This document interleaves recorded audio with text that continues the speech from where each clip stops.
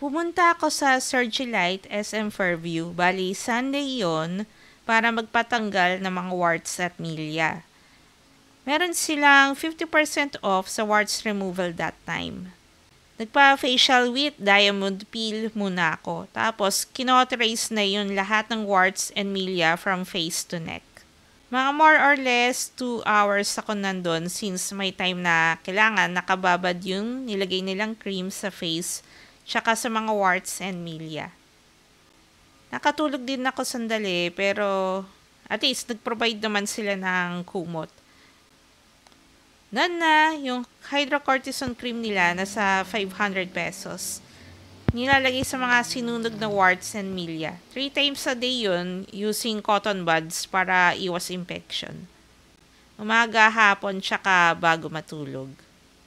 Nila, pwede naman daw ako bumalik sa Surgilite within 2 weeks in case na may bago or nakalimutan na tanggalin na warts doon. Bawal basahin yung face and neck tonight. Maglagay ng sunblock if lalabas ng bahay. Hindi din ako naglagay ng makeup sa muka. Ito yung mga days na unti-unting nag-heal yung mga scabs and scars. Nung nawala na yung mga scabs, kahit 2 times a day ko na lang nilalagyan ng cream. Nung day 7 and day 8, nagbakasyon kami. Tingin ko pwede na ako mag-swimming kaya nag-face sunblock ako at nag-swimming na ako.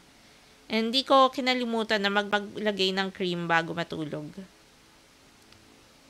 Ito na yung pang 8th day, halos wala na.